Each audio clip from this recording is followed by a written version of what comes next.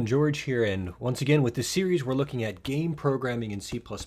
Now in this video we're going to be tackling the third chapter, and only the first half of it, because as I was going through that chapter, just like the second one, it's really two parts. The first part of it is about vectors, and as I started to implement my own vector class, I also realized that I wanted to do things that the book doesn't really cover, like unit testing, which is something that I picked up from the ray tracing textbook. Also, going back in and incorporating some new components, and then kind of changing how existing components worked. Now, the book expects you to go to the GitHub repository and probably either just directly rip their vector class out or look at it at least for reference. But I'm the kind of person who strongly believes you do not learn how to code unless you do it all yourself and you struggle with the problems that come up because of how you decided to code something. And because of that, I've taken a little bit more time than usual. So let's start to dive into the vector class itself, unit testing in Visual Studio, which is what I added that is not covered in this book, and then also going through and modifying some of the components to allow for movement. So let's take a look at what the end product is of the first half of the chapter.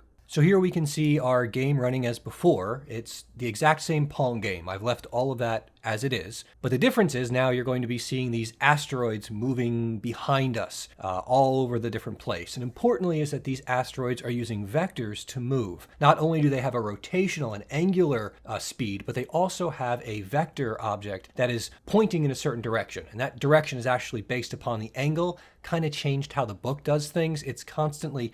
If you look at some of these, you'll notice that they actually are arcing through space, and that's because it's always moving forward as if it was being pushed by something. So that's where it's a little bit different. And if you take a quick look like at this one up here, you're going to notice it kind of is going in an arc, right? Because it's actually rotating, and as it rotates, this direction of force forward for it is also rotating. So it's actually kind of spinning through space and moving through these arcs. Also not covered in the book is wrapping. So screen wrapping. You'll notice as an asteroid goes around from one side to the other side, it will come back over. You don't want the asteroid to pop once you go from one side to the other. So what I do is I wait for it to go all the way off the screen, and then once it's completely off the screen, I move it to the other side. So let's get to the meat of things, and that is this vector3 struct that we put together. Now, vector3 struct also requires an additional include, which is called gmath, which is just game math that I added to try to disassociate it from all the other math libraries out there, especially the built-in one. Gmath is very simple, and this will become more complicated with time, I'm sure, but for right now, it holds some constants for me. You'll notice that this is a constant expression. This is something newer to me than in the older versions of C++.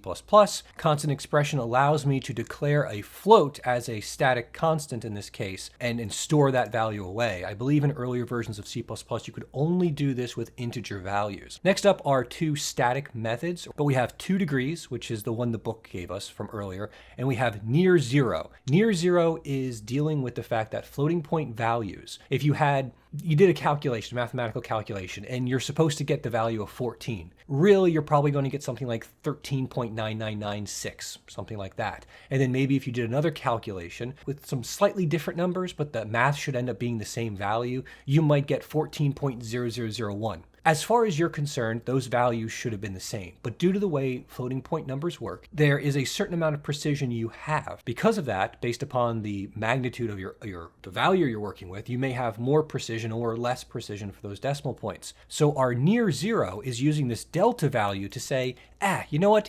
If the difference between these two floating point values is less than 0.0001, I'm going to consider them to be the same.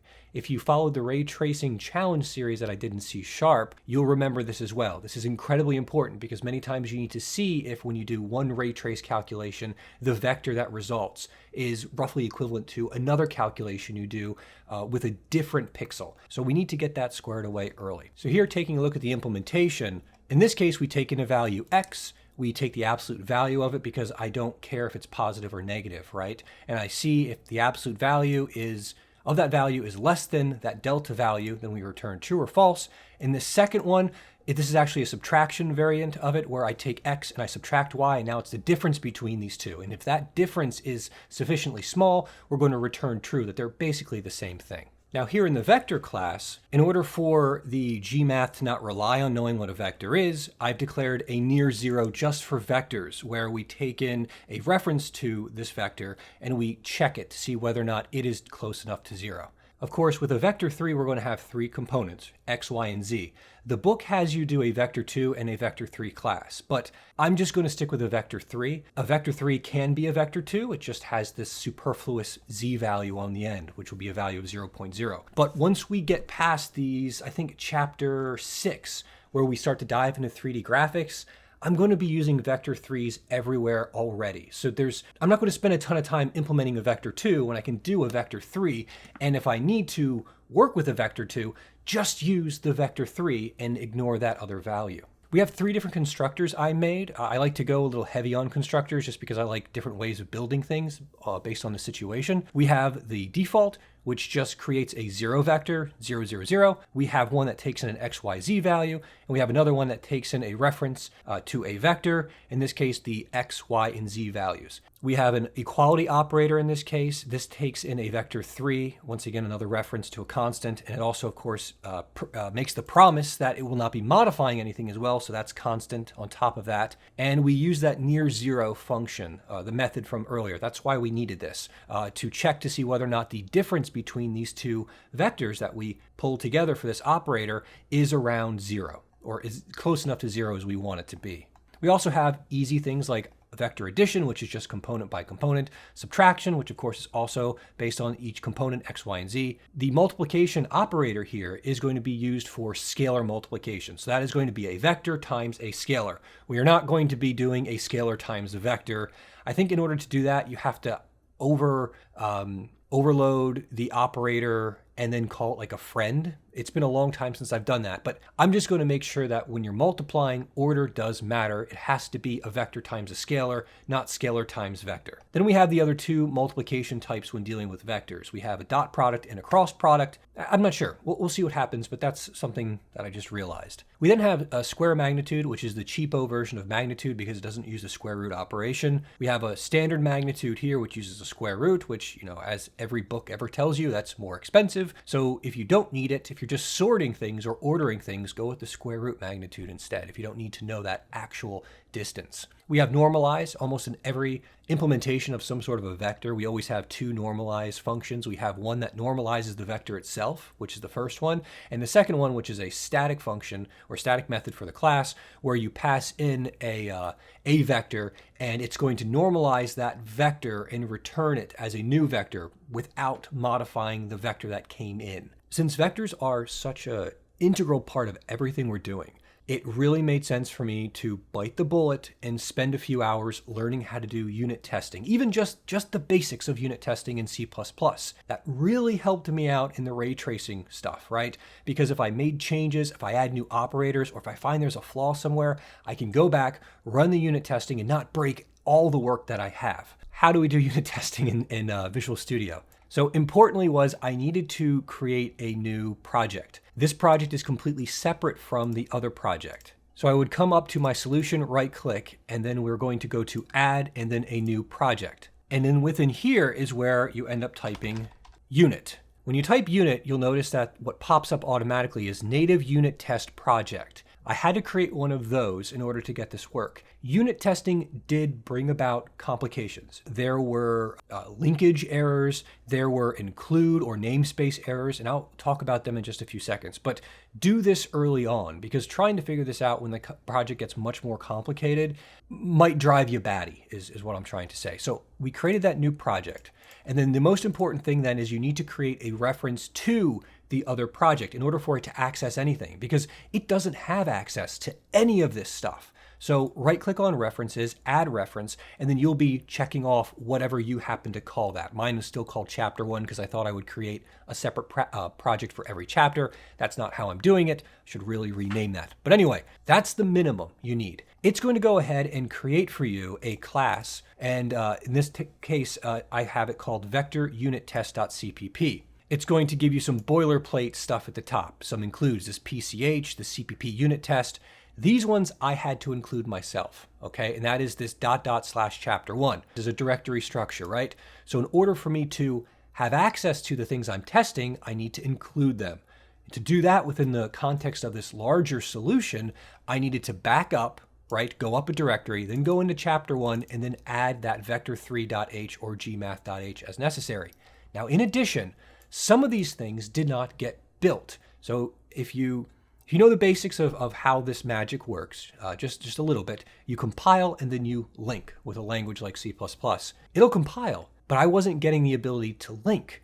And there are two things that popped up that really screwed me over. The first one was from a Stack Overflow submission that someone had a similar issue with. What it comes down to is I needed to specify that I'm within this namespace of Microsoft Visual Studio CPP unit test framework, which is the same framework that you see up here, right? We're building that framework up again. We're in this one, we're in this one, we're in this one, and we're going to add this code. It did not know how to output string information about my vector3 class. Now, I did not want to add this wide, I think it's W, right? Wide string support to my vector class. So instead, right here, this is the code that was recommended. You create a static standard namespace to a wide string, toString.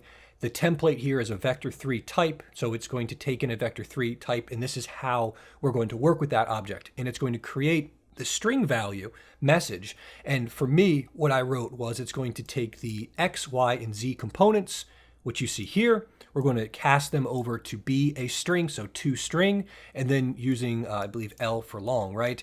We're then going to also add or concatenate to that commas so that when it goes to print out any kind of error messages, it has the capability of understanding what a vector3 is and pushing it out. If you do not have something like this, when it tries to run your unit tests, you are going to get errors about it not knowing how to output that type you're dealing with. In my case, it's a vector3, it could be something else.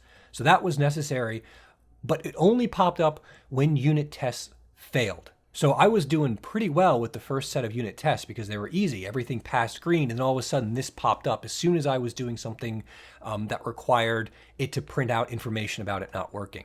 So then we have the actual unit test here. This is given to you, namespace vector unit test. Here we have these, I guess I'll call these decorations, right?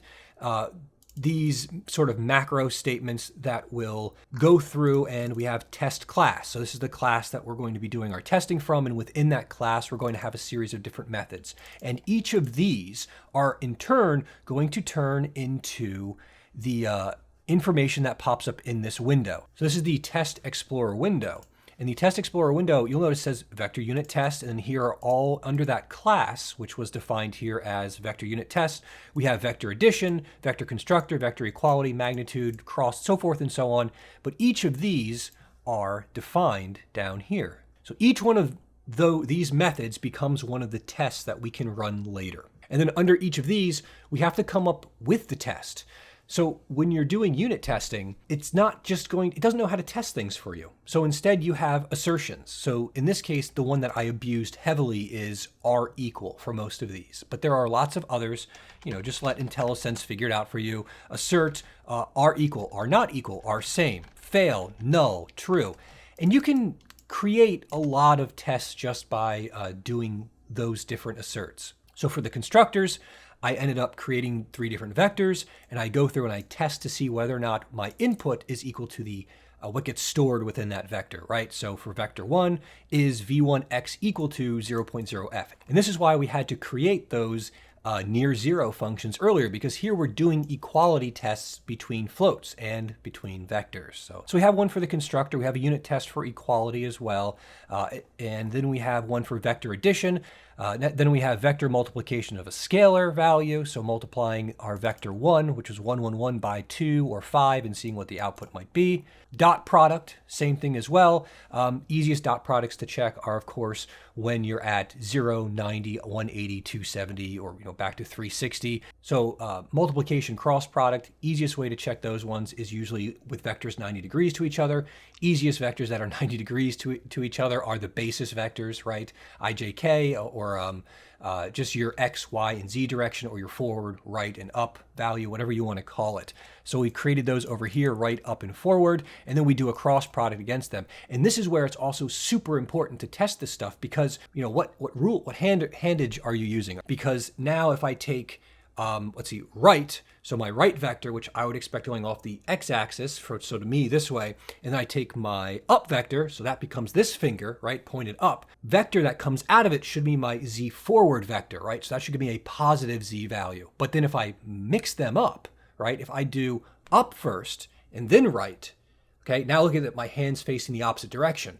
And then now my middle finger is actually pointing this way instead, which means that my Z direction is inverted. Making sure that all works so that you're getting consistent results is kind of important. Square magnitude, easy enough. And then finally, of course, normalize, just normalizing the vector. So giving it something simple like 2, 0, 0, and making sure you get 1, 0, 0 out of it. Or if you have a vector like 1, 1, 1, and then you normalize that, that's all normalized vectors are going to be on the unit circle, right?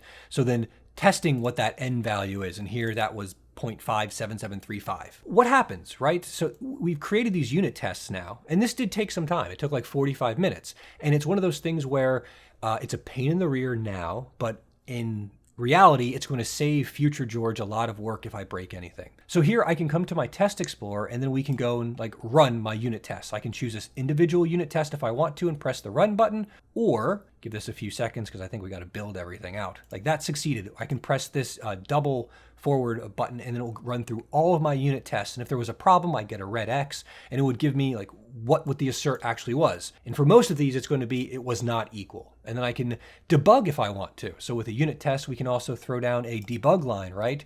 Right click, and then we can do a debug test instead. So I can run right click debug test. And here we're back in the debugger. I'm right on this line. And then we can start opening this up and checking out what those values are and stepping through it. All really valuable things for figuring out what's going on. So the move component is going to use everything from vector now, all the math we've put together and how we store that information about orientation and put it to some good use.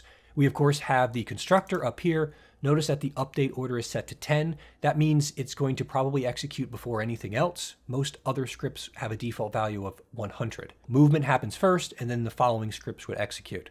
We have an override for the update method. Update's going to do all of our heavy lifting for us. It's going to do all the calculations, both in terms of movement, that is position, and orientation. Right now, orientation is just dealing with one rotation around the Z value, if Z is coming out of your screen. Then we have some setters and getters as usual. And then we have our float angular speed and our float forward speed that we store inside the movement component. These are, of course, in the movement component because the actor does not care anything about speed or movement. It's only the component that needs to store this information. Update in the move component really does everything here. It is going to check to see whether or not our angular speeds are pretty much 0, as well as our forward speed. As we mentioned before, with floating point numbers, you almost never get an exact value. Instead, you're going to get something 0.001 off. So we need to check to make sure that if we subtracted, 14 from some calculated value, and that came out to like negative 0.00125 or something, is that close enough to 0 that we can disregard it? Otherwise, what you can get is this sort of jittering motion, right? Where it keeps updating even though there's no reason to, because the speeds or velocities are so slow. So if we can omit any of those calculations or that issue, might as well get rid of it. And that's why we do a near 0 check at the beginning. We then get the object's rotation, add to it the angular speed. Remember, speed is what? Units over time, some distance over time. Multiplying that by time means you get how many units to move, and then we set its rotation. Same thing with the forward speed, although forward is a little bit different than what is shown here. So at this time, I do not have a forward vector that determines how the actor moves. Instead, we have a rotation, which is two-dimensional at this point. Owner get forward takes that rotation value and uses cosine and sine to turn that into the forward vector that I'm going to be using. We multiply that by the speed and, of course, the amount of time that has elapsed to determine how much further to move the position of the object. One of the most important things that this chapter showed was the correct way of using components, especially with actor objects. If we take a look down at the code for load data, which is where I was creating all of my objects, I very naively was creating the components inside of here, when in reality what I should have been doing was creating an actor and then having the components attached to it that it needed in order to function properly.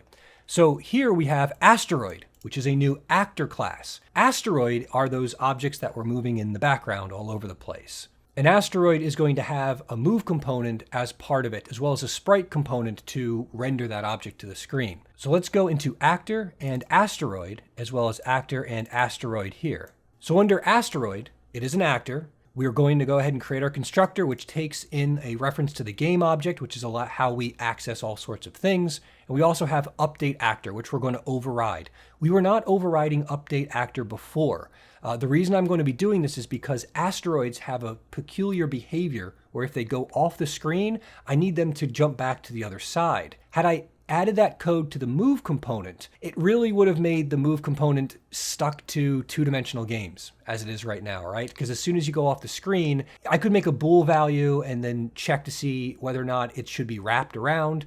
I could even do like a wrapping like UVs where we do a bool for the top and the bottom, right? Where it'll only wrap around under one, but not the other case.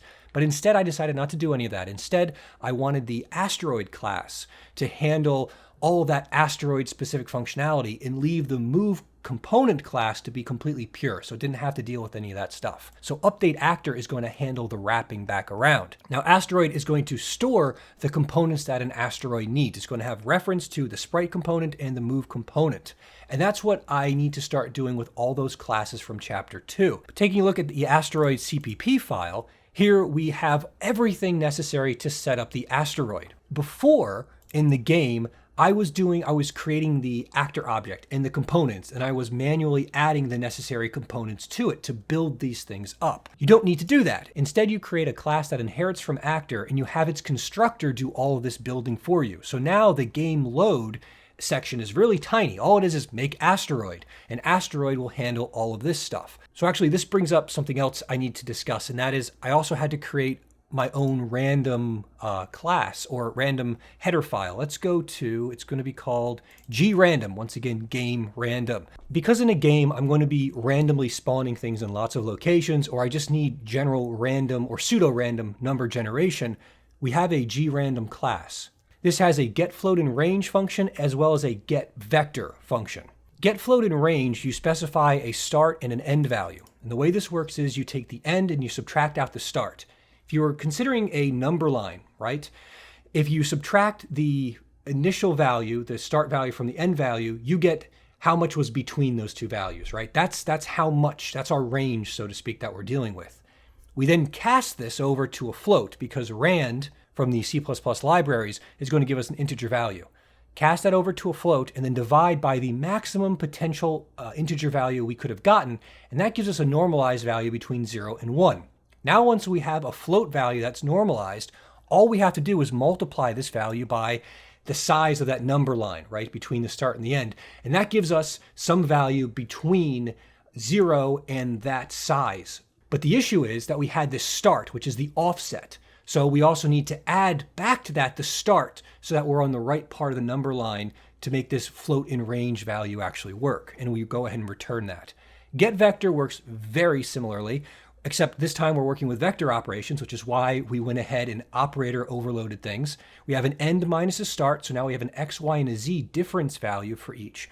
And we're going to do a random vector, and it's the same functionality we saw getFloatInRange. We could have written that in here if we wanted to just call that function. It might have been simpler to do that and maybe do it inline, but for right now I just did it by hand. So here we do a cast to a float, random divided by rand max. That gives us our 0 to 1 value. Multiply that by that difference in the x component and then offset it by the x component difference. Do that for the y and the z value, and that returns to us a random vector. So now we can get random floats and random vectors. So in asteroid, we're going to create a random position, and this is going to use that getVector value from grandom. We're going to pass it the start, which is the upper left-hand corner, 0, 0, 0. From my perspective, from you, everything slipped around, so it would be up here. And then we're going to pass in the high value as the width, and the height. Remember, height is inverted because 0, 0 is in the upper left, and then the bottom right is going to be our window width and window height value in integers. And of course, we're using vector 3s, but because we're dealing with two-dimensional, a 2D game, we just go ahead and put zeros for the z vector. We set our position, we go ahead and get a random rotation. And right now, because the game is just two-dimensional, rotation is just around that z-axis, which would be pointing out of the screen. So the way I work is z is always a forward vector, never an up vector. We then create our sprite components. And this is the great thing about creating these actor classes is we encapsulate all the components that it needs inside of this constructor. So I don't need to do all that heavy lifting inside of the game CPP load function. So here we create our sprite component, we go ahead and load that value. Because we have a reference to the game, we're in the actor, we always get a reference to game in the creation of an actor. We can go ahead and call setup texture, which takes in the path to that texture, detects whether or not it has been already reused. If it has been loaded already, it will use the loaded texture instead of reloading the texture a second time. Move component here, what's important is the set forward speed and set angular speed. We use two get float in ranges. In this case, it could be any range you want to. For the forward speed, I made it always positive, so 15 to 65. And then the other one will return something between -2 and negative 0.2 and positive 0.2, so it'll rotate either this way or that way as it goes around. So an update actor, this is sort of, oh, the move component does its work, but now we need to add asteroid-specific functionality to sort of undo anything that it might have screwed up. And what do I mean is, move component will continue to go off forever in a direction, but an asteroid loops back. And what you're seeing here is me adding that loop back capability. If it makes it easier to understand, all you need to do is look at the first part of each of these if statements. So if the x position is less than 0, so it's off the screen, right? We're going to put its x position on the opposite side of the screen, which is the window width. This other part you see on the end here is so that it doesn't just pop, because it'll be half off the screen. And when that center point crosses, it will then pop from one side to the other. That visually looks bad. So what I do is I take half of the width of the texture, right? Half of it. And then as soon as that's how far it is off the screen until it's totally out of view. Then I pop it onto the other side, but half its width further off the screen. So this way, it will never just pop from one side to the other. It will always be in sort of a buffer region on the outer extents of the screen, and then it will smoothly come back into play afterwards. That is the same for each of these. So in this case, it's the opposite. Here, the x position, we're checking to see if we're greater than the width, and then plus whatever the width of the asteroid is. And then we'll put it on the other side minus that width so that it's further off. And the same thing is done for the height on either side as well. Now, if you end up running into any issues with understanding something, I want to recommend a few books that I particularly like.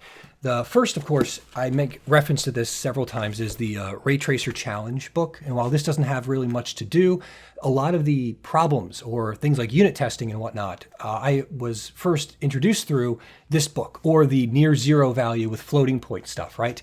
So this was the book that I'm actually referencing, the Ray Tracer Challenge by James Buck. The next books, or really book, it's just two different editions that I really love, and I've had for a long time and read multiple times. That might sound really boring now that I think about it, is Mathematics for Computer Graphics, both the second and third edition. The second edition is quite thinner, probably about, I don't know, almost half the size, but it's still a great read. So you can find this probably on a used bookstore online for really cheap. It's great. It walks you through how linear algebra was actually crafted, and a lot of the stuff they skip over in a linear algebra class where they just teach you the rules. This explains to you why the rules are what they are. But in addition, it also talks about things like Bezier curves, interpolation, splines, triangles, barycentric coordinates, all kinds of really great topics that over and over and over again, you'll find you need to review or read more about to implement something in computer graphics. Now, if you're having problems with the basic math itself of vectors, and if this isn't doing it for you, there's also a game mathematics book by Game Institute. Now, this one might be really hard to come by at this point, but I picked this up, I think this is like 2004, when I was first really getting my C++ skills down. This was part of a course series that I bought online. I don't know if they're still even around, honestly. I'll have to check on that. But this book was actually pretty well done. You can see here, it's something you can read a few chapters, every other day, and it talks about a lot of different math. And in many cases, it talks about math that you probably forgot as a kid or didn't realize you needed to remember in order for other things to make sense. So the last book I'm going to recommend is this one on geometrical vectors. And if you need a good book that kind of comes at vectors from a really weird angle, and they explain vector operations in terms of these different ways of understanding vectors that's just different from anything I've ever seen before. So I haven't finished this book, but I really recommend it if you're struggling with vectors and you just want a different, maybe more intuitive way of thinking about them. Remember, once again, if you have any comments, questions, concerns, criticisms, comment below, and let's get a discussion going so I feel less like I'm talking into the void of nothingness, and maybe there's someone actually out there. See you all next time. So long and goodbye.